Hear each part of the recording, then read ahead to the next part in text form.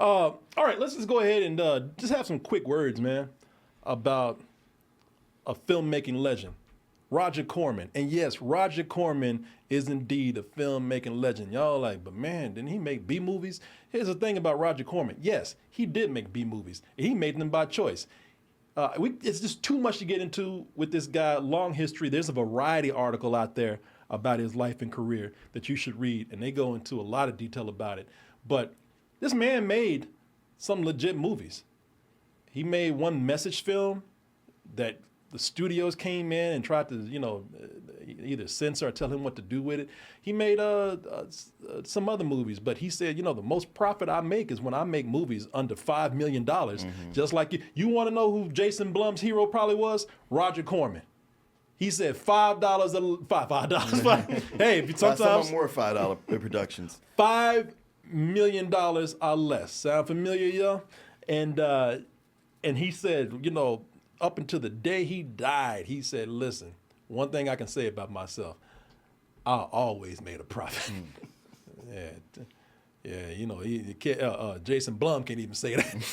He made the original Little Shop of Horrors. Yeah. Classic. Well, that's the thing about this, man. I remember, now I don't know about y'all, but I remember growing up and I saw Roger Corman movies and didn't even know that they were Roger Corman movies. But it would be funny because I'd be like, hey, ain't that? Yeah. I saw Little Shop of Horrors way before the remake, and I by the way, I love the original. I love the remake. Yeah. Remake you love that movie. Oh man. yeah. It's Both one are of great. my favorite musicals. It's a classic. I watch it over and over. In the middle of it, this actor that some of y'all know showed up, and at first I was like, that looks just like, and I was like, wait a minute, that is. Is this Dr. Farb's office? Jack Nicholson, y'all. Yeah. He get first role. First break was given to him by Roger Corman, A Little Shop of Horrors. If you've seen the remake, he's the sadomasochist Bill Murray character who loves to go and experience the pain that you get from a nice Extraction of root teeth. canal. Yeah, I was saying nice, but hopefully a dentist that sucks or enjoys delivering pain. I have 3 or 4 abscesses, a touch of pyorrhea, 9 or 10 cavities. I lost my pivot tooth, and I'm in terrible pain. Somebody said, wait, what I just said, somebody said, wait, that's Jack Nicholson. Yeah. How'd you notice that? Boy, what did I just tell you? No, it's William H. Macy.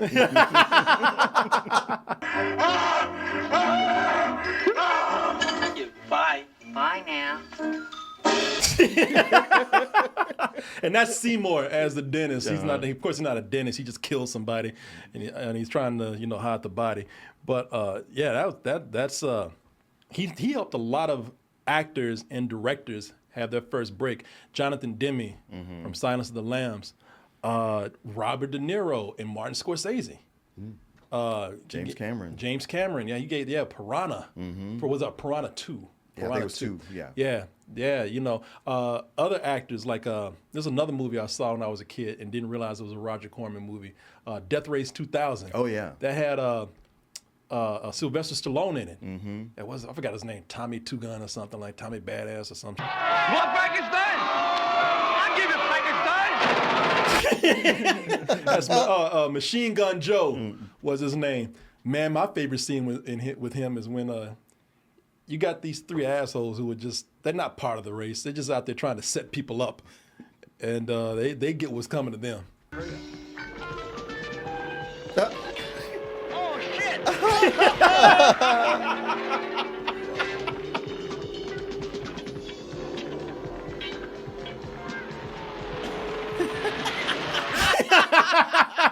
I actually thought that was Sylvester Stallone driving. I haven't seen this in years. It wasn't, but that was one of my favorite scenes in that. A lot of people are being very respectful of Roger Corman and they ain't bringing up certain things out there. When they would interview some of these people who got their break with him, like James Cameron and all, you have to read between the lines of stuff they're saying. Because I was like, it sounds like working with him was not fun and it was a grind, but they have to respect that, like, well, if not for him, I wouldn't have a career, so I'm only going to say nice things. Well, Ron Howard made a movie. Ron Howard from Happy Days, Ron Howard, who, later on made The Grinch and all that kind of stuff, director Ron Howard. he was talking about when he made this movie. I'm gonna see if I can find it here. It was a movie called Eat My Dust. Ron Howard pops the clutch and tells the world to eat my dust. I don't know if you remember that. No, I don't. So Ron Howard, he worked for Roger Corman. And let me see here. So this is a quick trailer right here. Ron Howard pops the clutch and tells the world to eat my dust. You can tell that bit. Made out of cardboard. I run into a wall or There it is. You can tell that. You can see the front of it about to fall over. Yeah, ain't nothing behind that. That was just a wall. But anyway, still impressive how many cars they crashed in this, man. You know, I mean, he knew how to use a budget wisely. But Ron Howard came up and he said, man, you know, I ain't got enough extras for this scene right here. You know, it still looks kind of sparse. You know, what am I supposed to do? I can't have no more money? And Roger Corman just told him straight up. He said, look, man, you do a great enough job with this, you'll never have to work for me again. If I'm correct, I think he gave Martin Scorsese his start. And, you know, that's why you got a lot of people who just, you know, honor the hell out this guy, man. Boxcar Bertha. He was a doer.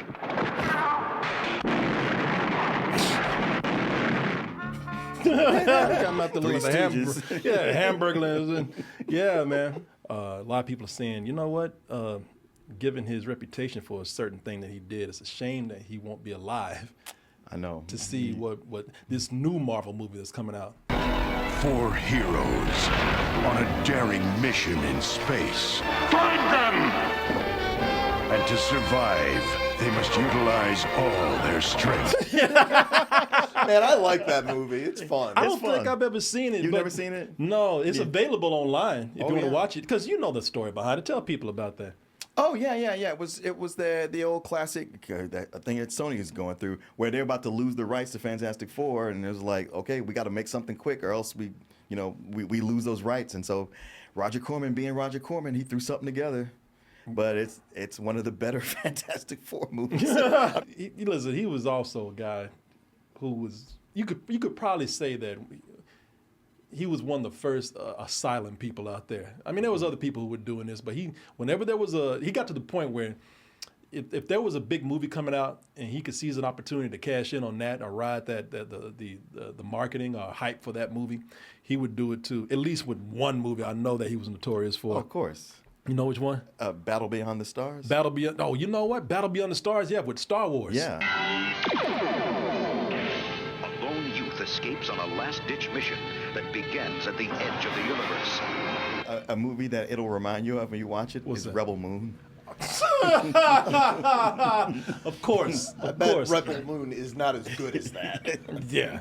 At least that one kind of has a sense of humor about itself and not a whole lot of slow motion. I But saw that his name though was on like Sharktopus and stuff like that. He started doing stuff like that later. You know, sci-fi type movies. In fact, he sold some of his catalog to sci-fi. When a certain movie came out, he was ahead of the game. He heard about it because everybody knew that this movie was being made, and everybody was highly anticipating this movie. And that movie was Jurassic Park. So when Jurassic Park was coming out, he says, and he heard about it enough. He's like, well, you know what? I don't know, maybe about 2 weeks before the movie came out, he's like, let me go ahead and make my own Jurassic Park. This was called Carnosaur.